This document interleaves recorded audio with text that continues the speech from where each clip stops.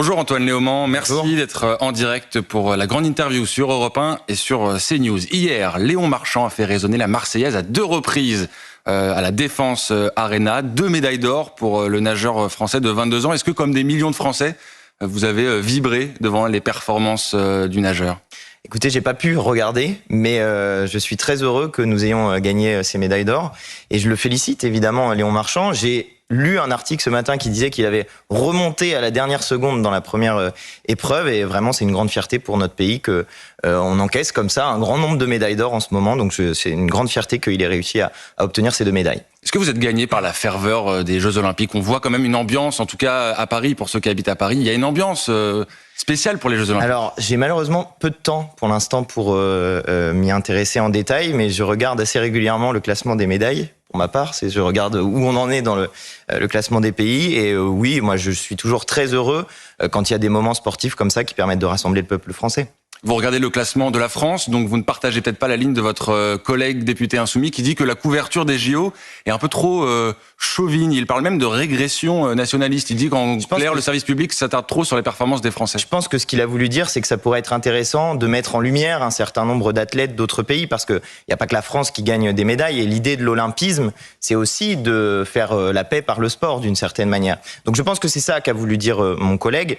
Et après, je crois aussi que nos compatriotes aiment beaucoup pouvoir voir que nos sportifs obtiennent des médailles, que c'est une réussite pour le sport français, une réussite pour celles et ceux qui font les formations des sportifs français, pour les clubs aussi qui portent nos sportifs à ce niveau-là de la compétition. Et en tout cas, c'est toujours une fierté pour notre pays quand on engrange comme ça les médailles. Et on est très fiers de nos sportifs français.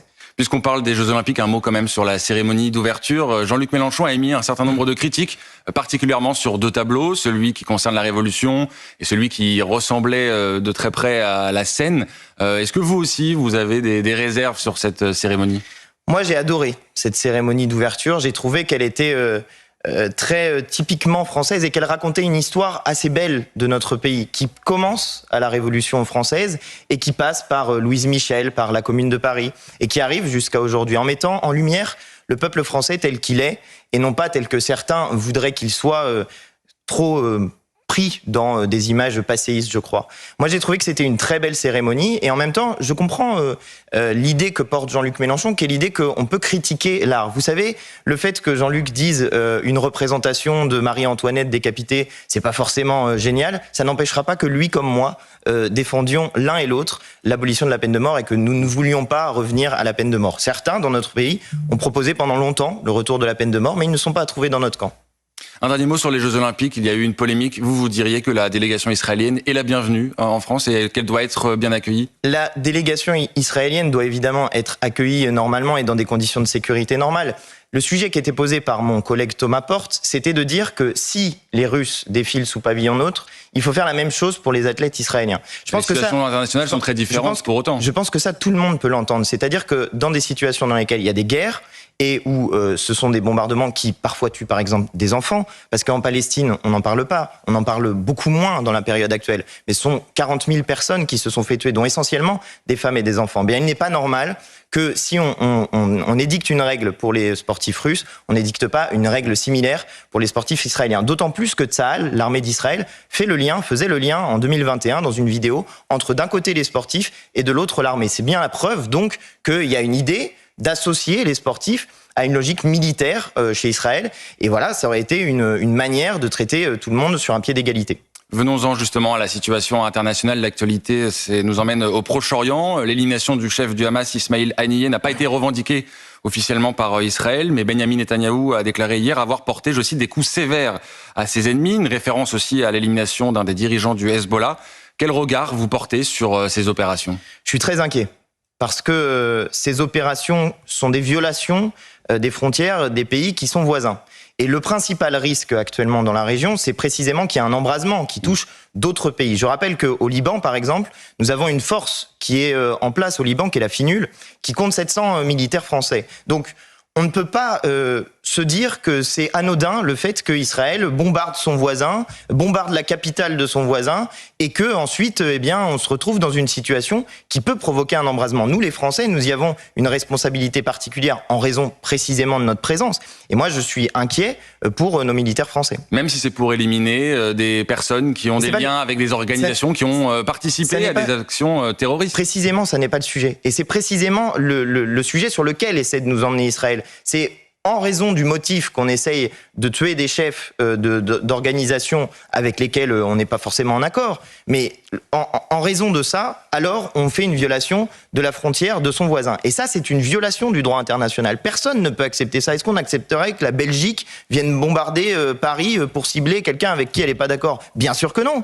Bien sûr que non. Même si nous-mêmes n'étions pas nécessairement d'accord avec la personne qui se fait tuer dans cette frappe. Mais c'est ça le sujet qui est en jeu. C'est est-ce que oui ou non, on va vers un embrasement généralisé de la région. L'ONU est très inquiète sur ce sujet-là. Il ne s'agit pas d'un désaccord, il s'agit d'une organisation terroriste qui appelle à l'éradication de l'État d'Israël. Bien sûr, mais moi je suis pas d'accord avec le chef du Hamas si c'est ce que vous essayez de savoir. Vous le qualifiez de terroriste d'ailleurs, le chef du Hamas? Mais le responsable politique du Hamas est la personne qui est le penseur politique du Hamas. Donc évidemment, c'est un islamiste, c'est quelqu'un qui a une logique de division en raison de la religion. On n'est pas d'accord avec cette manière-là de faire des choses. Mais dans les attaques du 7 octobre, évidemment, il y a des attaques terroristes. Quand on va tuer des gens dans une fête, évidemment que ça correspond à un acte terroriste. Mais le sujet qui est posé, c'est un sujet de droit international. C'est que souhaitons-nous pour cette région du monde? Et on voit que le point de départ est évidemment ce qui se passe en Palestine. Le point de départ, c'est la question du cessez-le-feu en Palestine. C'est qu'on arrête le massacre qui est en cours en Palestine. Parce que le risque désormais, c'est qu'il y a un embrasement de la région. Parce qu'il n'y a pas seulement l'Iran et le Liban, il y a aussi le Yémen, qui est dans une situation très complexe et où il y a des échanges de tirs entre le Yémen et Israël. Donc c'est toute cette région-là du monde. Quelle doit être la voix de la France alors dans cette La voix de la France, ce doit être toujours la même, celle de la diplomatie et de la paix. C'est de faire en sorte que dans cette région du monde, on arrive à un cessez-le-feu et qu'on aboutisse sur des solutions diplomatiques. Je voudrais dire une dernière chose, si vous le permettez, car c'est un sujet dont on ne parle pas beaucoup, mais il y a des otages français détenus en Iran. Et je voudrais saluer et dire que nous demandons leur libération de Cécile Collère, Jacques Paris et Louis Armand, parce qu'on n'en parle pas de la présence des otages français au Liban et en Iran, et je souhaitais le faire. Et il y a aussi des otages français retenus toujours dans la bande de Gaza. Vous appelez là aussi à leur libération? Bien sûr, évidemment que nous appelons à la libération des otages dans la bande de Gaza. Mais je signale que en faisant ce que fait M. Netanyahou, et d'ailleurs c'est une critique qui est portée en Israël par un certain nombre de personnes qui manifestent contre M. Netanyahou, eh bien en faisant ce qu'il fait, il empêche la libération des otages, parce qu'il y a eu plusieurs propositions de cessez-le-feu qui ont été faites avec en contrepartie la libération des otages, et M. Netanyahou pour l'instant a refusé.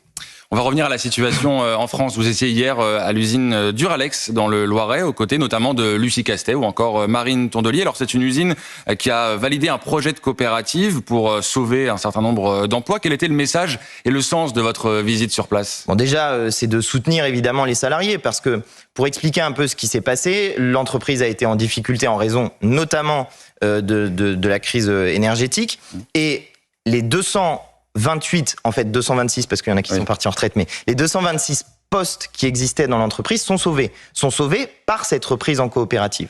Qu'est-ce qu'une coopérative? Qu'est-ce que ça permet? Ça permet que les salariés soient détenteurs de leur entreprise et prennent les décisions sur l'orientation stratégique de l'entreprise. Et vous savez, on a discuté hier avec les syndicats, ils ont eu une formule qui m'a bien plu. Ils ont dit, désormais on peut décider que l'argent reste en France pour être investi en France, pour améliorer l'outil de production, plutôt que de partir en Suisse ou au Panama. Bah oui, c'est exactement ça. Quand les salariés détiennent leur entreprise, en général, ce qu'ils font avec l'argent que l'entreprise obtient, c'est soit de l'investissement, soit verser des plus gros salaires, soit embaucher des gens. Bref, c'est une production et une manière de faire qui est utile pour l'ensemble de la société. Le format de la coopérative, c'est quelque chose que vous envisagez pour relancer l'industrie en France, et demain vous arrivez aux responsabilités? Évidemment, et c'est quelque chose que nous portons depuis longtemps. C'est la question de la démocratie dans l'entreprise. Vous savez, hier, on fêtait pas, mais on commémorait l'assassinat de Jean Jaurès. Jaurès disait que la Révolution avait fait le citoyen maître dans la cité, mais l'avait laissé serf dans l'entreprise. C'est un petit peu ça. Nous, ce qu'on propose, c'est aussi que, en prenant davantage de décisions dans leurs entreprises, et je pense que vos téléspectateurs le savent ça, que parfois ils voient des mauvaises décisions qui sont prises par les grands dirigeants, qui sont un peu loin de l'entreprise, mais que eux, s'ils avaient eu la possibilité de décider, ils auraient changé ça ou ça pour que ça aille mieux, pour que la production soit meilleure et pour que les conditions de travail s'améliorent. C'est justement ça que ça permet, une SCOP, une entreprise coopérative. C'est que les salariés décident et qu'ils fassent avancer leur entreprise. Qu'est-ce que vous répondez à ceux qui vous accusent d'une forme de récupération, de coup de com'? Pour ceux qui n'ont pas vu les images et pour nos auditeurs sur Europe 1, vous étiez vêtus de bleu de travail hier avec Olivier Faure, Marine Tondelier et Lucie Castet. Le maire d'Orléans parle d'un coup de com', le ministre démissionnaire de l'Industrie dit que vous étiez venu saluer son action. Vous n'avez pas forcément été très bien accueilli par un certain nombre de représentants politiques. Non, mais ça me fait beaucoup rire, parce que si on va dans l'entreprise, c'est à l'invitation des salariés, c'est avec l'accord des salariés. Vous pensez qu'on visite une usine sans que les salariés soient d'accord? Bien sûr que non, ça n'arrive pas. Ensuite, le bleu de travail. Mais pourquoi exactement mettons cette veste bleue? Parce qu'il peut y avoir des projections, c'est une tenue de protection. On n'a pas parlé de nos chaussures de sécurité. Je pense que ceux qui font la critique, soit n'ont jamais travaillé dans une usine, soit n'ont jamais visité d'usine, parce que dans n'importe quelle usine qu'on visite, il y a une tenue de sécurité. Et en l'occurrence, là, c'est le bleu de travail, la tenue de sécurité. Bah voilà, le bleu de travail, il a une fonction, il protège les habits des salariés. On fait comme les salariés, on met le bleu de travail parce que ça nous a été demandé. Et ensuite, sur la question de la récupération politique, là encore, ça me fait bien rire. Alors voilà, tout le monde qui devient favorable au fait qu'on fasse des coopératives. Mais j'attends de voir Monsieur Lescure. Enfin non, j'attends pas de le voir parce que j'espère qu'il s'en aille et qu'il dégage et qu'on prenne sa place. Mais par contre, j'attends de voir les macronistes défendent maintenant de manière sérieuse et rigoureuse le modèle coopératif qu'ils critiquaient dans notre programme en disant que c'était le communisme et le bolchevisme.